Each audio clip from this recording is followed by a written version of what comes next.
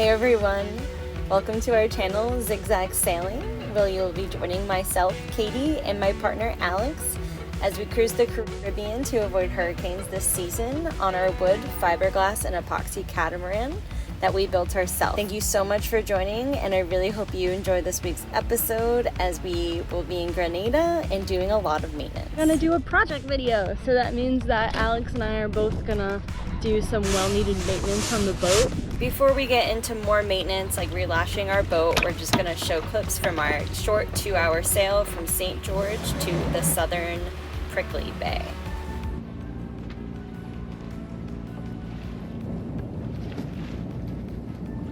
Alex should have been a male gymnast because look at this amazing balance. It felt like we circled Prickly Bay about 4 times before we found the perfect spot. There are a lot of moorings, so being cautious of how they swing is super important. I think it's inevitable that a brand new trampoline is going to creep a little bit. Dyneema creeps 1 to 2% of its length.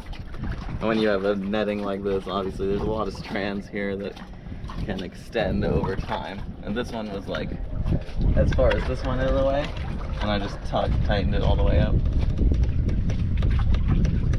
And I'm sitting on the paddleboard.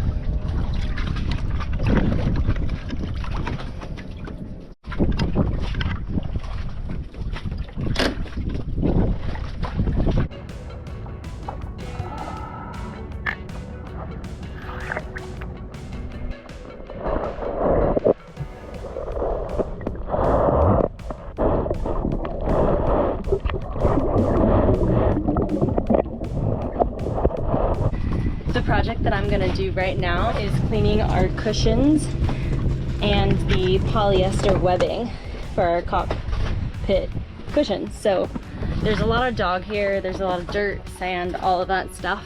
And because I chose a blue and white cushion, there's a lot of dirt that I can get out of these cushions. And I'm gonna make a natural bleach solution by using baking soda, some natural biodegradable dish soap, and water. So I'm gonna mix all those ingredients and come up with a paste. Then I'm gonna use that paste to rub into all of the white areas that I wanna get clean and see if it works. Yeah. Okay, so 3 hours later, I'm done with one side. I'm done with the port side cushions. But some of them came really quick, which I'm happy with. Alex is working on our starboard cleat. It's hot. Well, I took this lashing off around here. There was a lashing here, this one, and we're gonna replace it with this one. This is woven with 8 strands and it's already pre-stretched, so if I push it together, it expands. So it's already pre-stretched. This is 3-strand, pretty loose, pretty stretchy. This has half the amount of stretch that this one has. And I think we just learned that our boat's a little bit stretchy. This is the rope that they said to put in the building plans. And this is what I bought because of that YouTube channel, Lucky Fish. Get a lot of swell in Prickly Bay, we would actually hear the boat start to creak, so. Which I know isn't normal. I know we're gonna get a little bit of that, and it's creaking partly because I've made the fitting of the locator blocks and the beam way too tight. We should actually make them a tiny bit looser than being able to fit directly into each other, because you're gonna have some amount of movement, like that's the whole point. But as I've done more research about polyester 3-strand, I've realized that it can stretch more than 4% of its length at 20% of the braking load. Yeah. Whereas this other rope is something like 2% stretch. So we'd cut the stretchiness of our boat in half all the way around if I replace all of them. Which is good. I got to see the fam for a little bit, which was awesome. It makes you appreciate the convenience that that lifestyle brings, but it also makes you appreciate the slowness of this lifestyle. So it's like, I don't know, a double-edged sword. It's really nice, and sometimes it's really not nice, and you're like, man, I just want some Ben and Jerry's or whatever, but Not having a freezer is also a little hard, but we have been getting ice, you know, every other day, and keeping our cooler cold really helps. But yeah, and I'll get him doing the lashing. If you're a person who likes technical aspects of a wooden catamaran, definitely stay tuned for this part. Alex is just gonna show you literally every step of relashing one of our 12 lashings. I know you're gonna get bored in like 2 seconds. I did speed some aspects up because I definitely wanted you guys to get the full step-by-step process, and I'm going to try to unpause the speed whenever we are narrating. Because I'm gonna try to put tension on it every single time I go around. Right now, I'm gonna add tension to each strand, and also I'm gonna pre-stretch that. We have our trusty purchase system here that we used. 2-to-1? 4-to-1. This is the one that we used when we were doing the other bits, when we tightened the lashings in Guadalupe or somewhere. And this will take, what, 6 turns?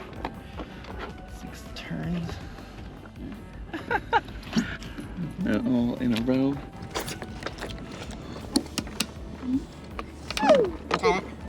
Oh yeah, I was talking about the lignum vitae. This is not true lignum vitae. This is called Argentinian lignum, and I've always wanted to like show it off and not have it painted, but for some reason I was just like, I'm just gonna paint it, whatever. But in reality, we need that oily wood. And these are what I call compression bricks of lignum vitae, which is not in the building plans either, but judging by how much force is on this, you need something to prevent the compression around the sharp edges of the beam on all 3 sides. But if you dent into the softwood, this is just softwood with fiberglass over top of it. This is the beam, is pine.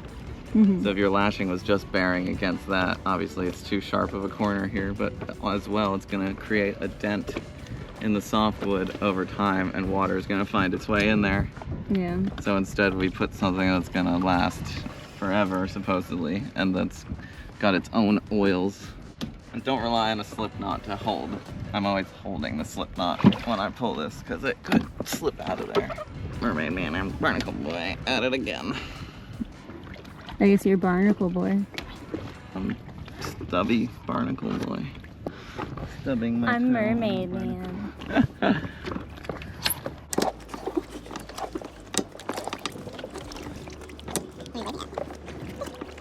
Knot that also puts a wrapping knot around here and here on this comes out a little bit neater, because before I was trying to hold this knot here on the splice and like wrap it around here and do a hitch, but instead I'm just doing some half hitches on either side and then wrapping it up like a little package in the middle here, and then going to the other side and putting a knot at the other side, which should hold all the tension that I put on it with the thing, the purchase system.